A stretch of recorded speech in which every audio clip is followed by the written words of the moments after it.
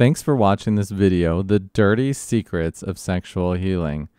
And I have to admit, this may not actually have any dirty secrets, but, you know, that kind of name will probably get more clicks. So anyway, a couple secrets I do have. Number one, there is no such thing as sexual healing, and I'll get into that more later. And number two, you can be a great sexual healer without knowing any of what I'm about to say. In fact, everything that you needed, you had with you at birth. So you just need to learn how to use these skills. But anyway, the reason I made this was I was watching a great video by Shakti Malan where she talks about sexual healing and goes into trauma and sexual healing. And she had a group of people in front of her. I'll link to the video below. And she said, feel free to comment to those people. Well, I wasn't in the group, and here I am. And now I'm going to comment as if I were in that group. So I appreciate that opportunity that she opens up this discussion. She has this beautiful feminine energy, and you need to watch what she says. And so what I was saying is, just like you can play the piano if you practice without understanding the anatomy of your hands and the bones and the fingers, you can do a lot of healing without knowing any of this stuff. This is going to be very advanced. But if you want to teach it, and if you do teach these things, I suggest that you come along with me for the ride, because this is really core conceptual information that can be useful. So, first question is, what is trauma? Trauma is anything that had a greater stimulus than your body could handle. For example, if you press the skin of your body, it can handle a certain amount of pressure.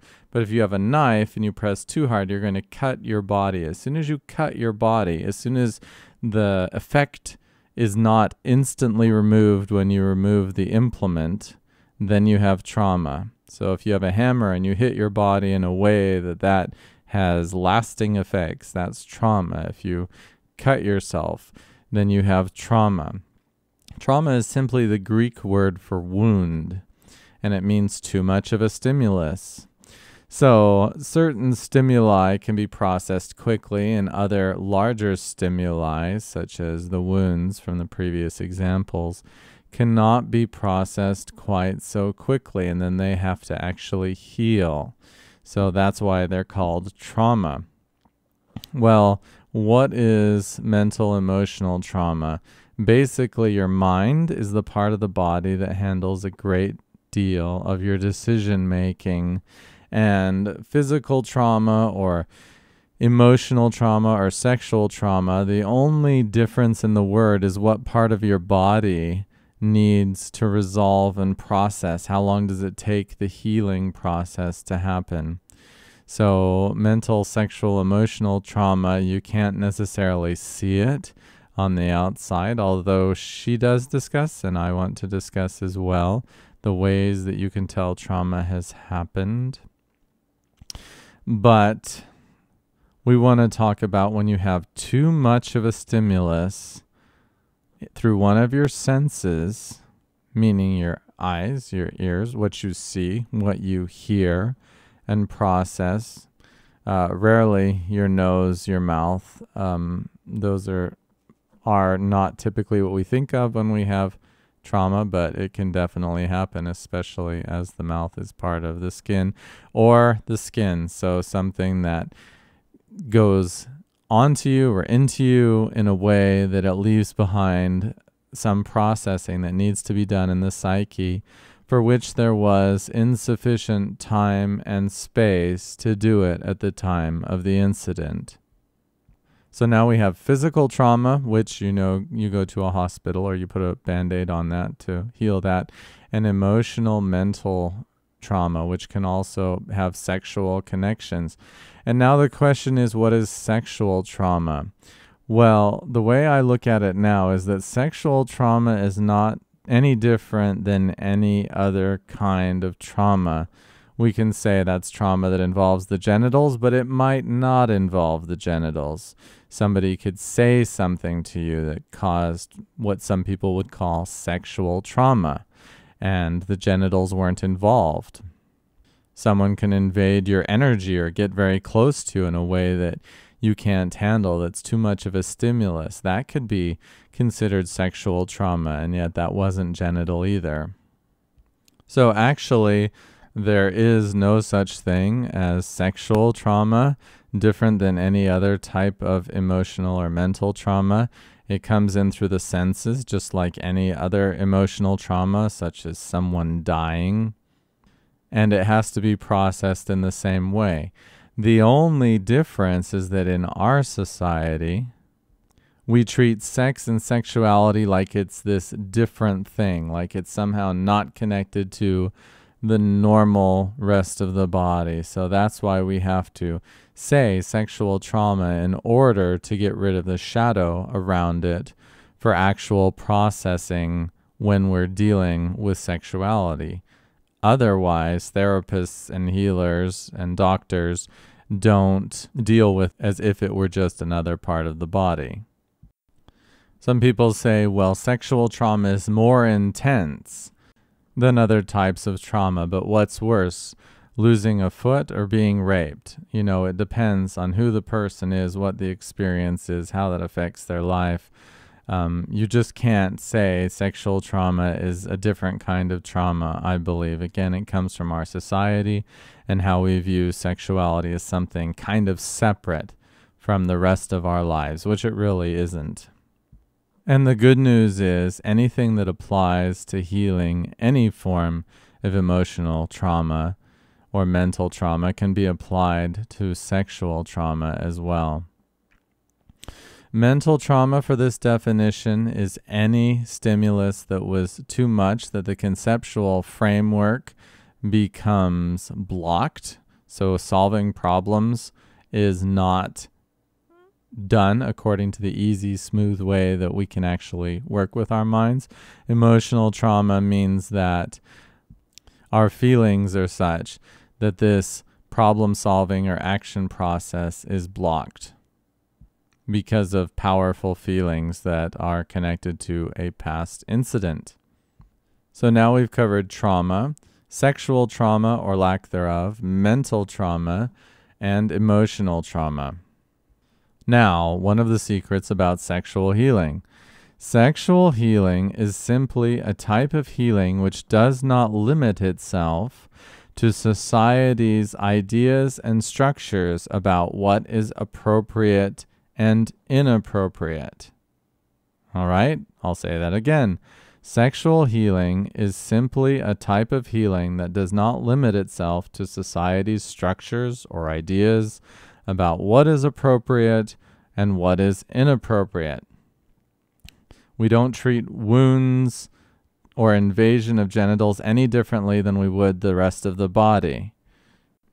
The reason that we work so much with hands-on, hands-in sexuality when you begin to study sexual healing, whether that's sexological body work, I'm assuming because I haven't actually done that training, or some type of tantra or sexual healing training, bioenergetics, focusing on sexuality, or any other modalities such as pelvic heart integration that also has to do with sexuality, is because we need to eliminate the guilt, shame, and fear around connecting with those parts of our body that are thought of as naughty or bad or dirty in the practitioner. Very important. If they're afraid and ashamed of certain body parts in themselves or their clients, it's going to be very difficult for them to approach these parts as if they're any other part of the body. And yes, these parts of the body can be more sensitive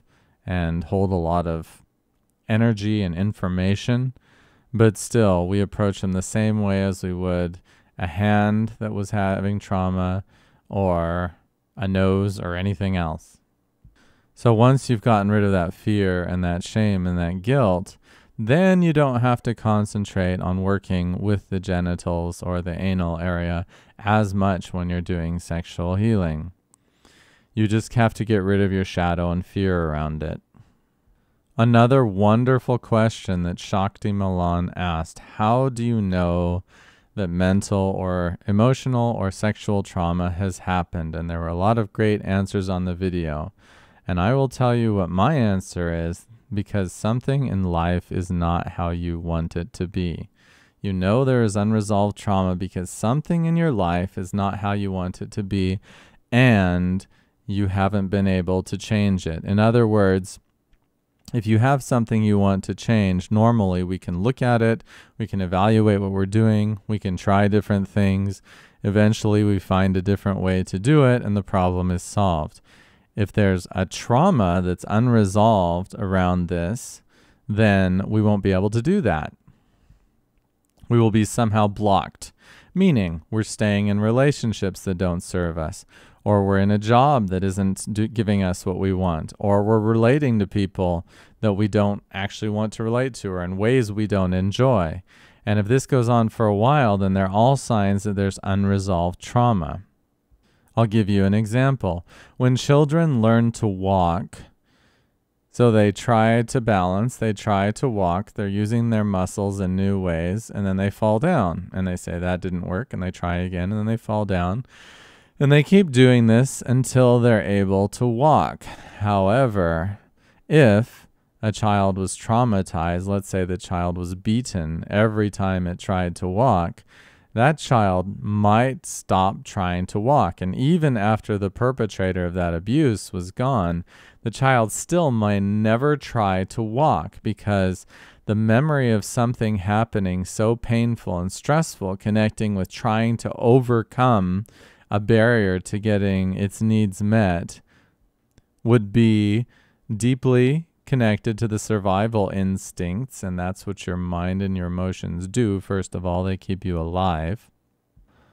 And for that reason, there would be almost a subconscious desire not to do that again, because, gosh, that really hurts. Taking it to another level, because this is an advanced discussion, if the child was hurt and then began to cry after that, and then the perpetrator said, now don't you cry, then there's 2 levels of behaviors that are being shut down. And then the child would have to learn how to cry, first of all, have that allowed, that emotion. And this is very common in almost all our families, that one or more emotions is not allowed to be felt in its full expression. And then the child would have to mentally evaluate, okay, is the person still here who doesn't want me to do this thing? And if no, then is it okay to do that? So both of those steps would have to take place to release the trauma, process whatever emotions or mental blocks had been built through receiving intense trauma while trying to get a need met, if there weren't time and space to process the stimulus when it happened, or at another time in the near future. This means that no one can tell you if you're traumatized or not. There isn't a generally accepted definition for trauma that's mental and emotional or sexual. It has to be something in your life you want to change. And that's how you know there's trauma. So the trauma exists in you when you're not able to logically make a change to improve your life for the better, to get your own needs met. The trauma is resolved once you can do that. Now, behaviors get more and more complex in real life that we have to learn to get what we want. The typical millionaire has gone bankrupt 3 times, I heard at one point. But we do have a lot of time to learn how to do anything that we wanted to do to get the results that we want in life. Generally, if we're not getting the results we want and not even moving incrementally forward, there is some sort of emotional or mental block and unresolved trauma around that thing.